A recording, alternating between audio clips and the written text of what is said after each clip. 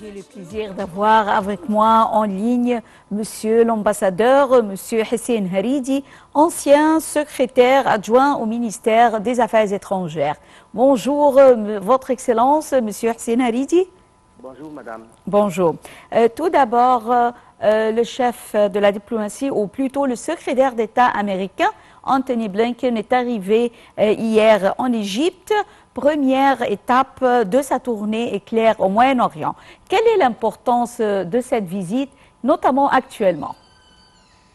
Je crois que si on parle d'une tournée importante pour le secrétaire d'État américain, certainement ce qui me vient à l'esprit, c'est le contexte régional dans lequel cette tournée s'effectue. Avant son arrivée, on a témoigné des exercices militaires massifs entre les Américains et les Israéliens. Et d'un autre côté, les Palestiniens et les Israéliens? Non, les Américains et les Israéliens ont fait des exercices militaires en Méditerranée. Oui.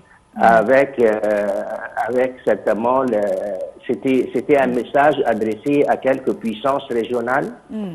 Et selon les experts, ce sont les plus grands exercices militaires jamais faits entre l'Amérique et Israël, d'un côté. D'un autre côté, cette visite s'intègre dans un contexte vraiment de tensions accrues entre les Israéliens et les Palestiniens, qui a poussé l'autorité nationale palestinienne de suspendre sa coopération en matière de sécurité avec le gouvernement israélien. Troisièmement, c'est la première visite d'un haut responsable américain, le secrétaire d'État américain à Israël, après la formation de ce gouvernement présidé par M. Netanyahou et qui comprend les éléments les plus extrémistes dans le mouvement de colonisation en Cisjordanie. Et quatrièmement, madame, c'est cette face-à-face ou cette confrontation entre les États-Unis et Israël d'un côté et l'Iran d'un autre côté. Alors, voilà le contexte dans lequel cette tournée s'opère. En ce qui concerne les relations entre l'Égypte et les États-Unis, certainement le secrétaire d'État va affirmer l'engagement de son pays vis-à-vis le partenariat stratégique avec l'Égypte. Et il va réaffirmer aussi que, de point de vue américain, l'Égypte est un pilier au Moyen-Orient. Oui. Et que les Américains veulent amplifier ce partenariat-là. Et ceci dit, le département d'État a publié le 28 janvier en cours un non-papier, un non-paper, sur l'historique des relations entre l'Amérique et l'Égypte. Oui. Et ça comprend plusieurs axes, la sécurité régionale, et quoi d'autre, le partenariat économique, la lutte contre le changement climatique à la lumière du sommet de COP27. Et puis deux aspects ou deux axes qui ont attiré mon attention.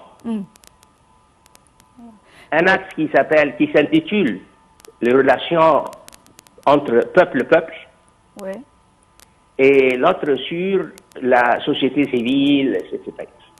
Et en fait, hier, le secrétaire d'État américain a rencontré à l'université américaine du Caire, a rencontré ce qu'on appelle dans les communiqués américains représentants de la société civile égyptienne. Ouais. Alors, qui sont ces Et puis, durant cette rencontre, M. Blinken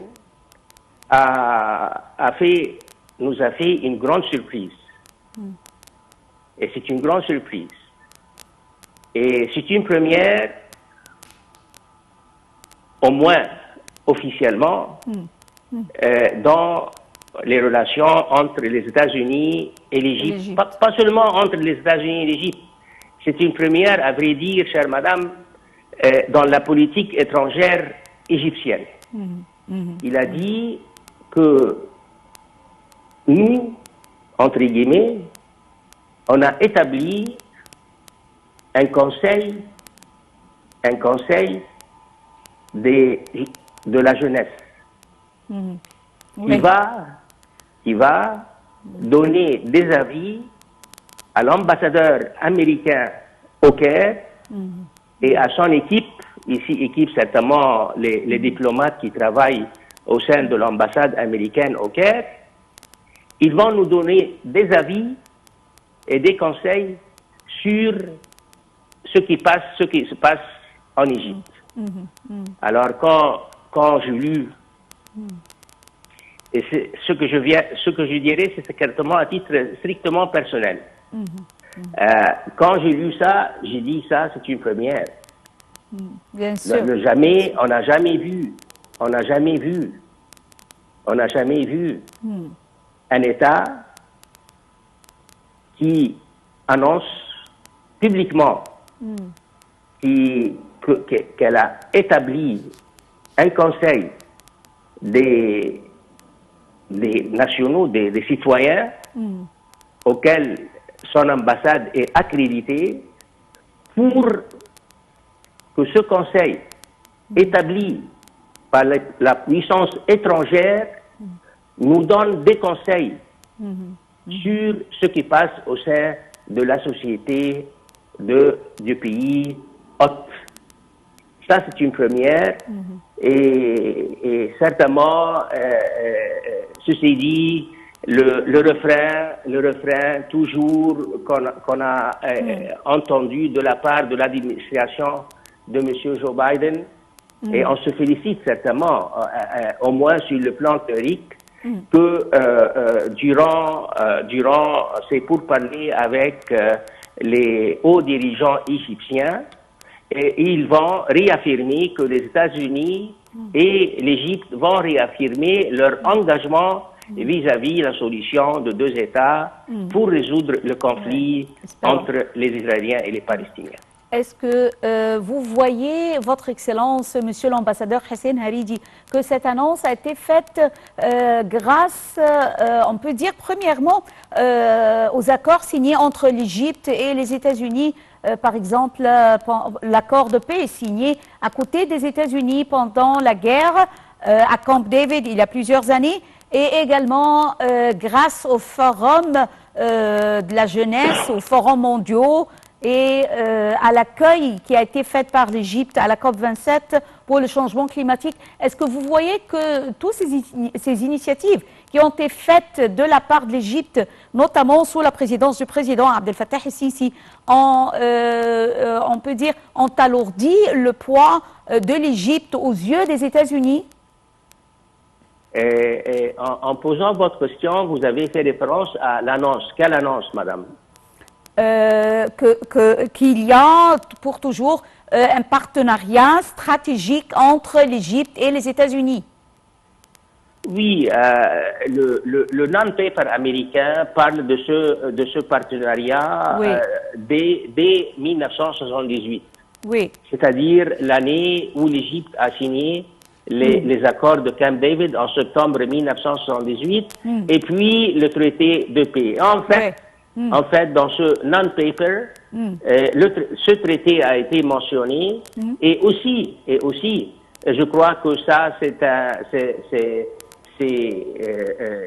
comment dirais-je, un objectif principal, s'il n'est pas le seul objectif de cette tournée, est de promouvoir l'intégration d'Israël au Moyen-Orient. Oui, oui. Dans quelle mesure voyez-vous le succès de ce partenariat?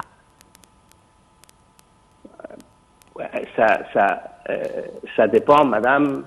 Ça, c'est une quel question. domaine? Non, ça, c'est une question difficile à trancher parce que c'est lié à l'histoire de l'Égypte durant les derniers 200 ans et nos relations avec les grandes puissances, soit durant le 19e siècle, la France, la Grande-Bretagne, durant le 20e siècle avec l'ancienne Union soviétique et puis les États-Unis. Alors moi, personnellement, quand je parle des relations avec les États-Unis, je les situe dans ce cadre historique et stratégique. Tout dépend. Est-ce que c'est un Américain qui répond à cette question, un Égyptien qui répond à cette question? Oui, mais c'est une question difficile à trancher, madame. Je tiens à vous remercier infiniment, Votre Excellence, Monsieur l'ambassadeur Hissène Haridi, ancien secrétaire adjoint au ministère des Affaires étrangères. Merci pour ces informations. Mesdames et messieurs, une très petite pause et on se retrouve tout de suite.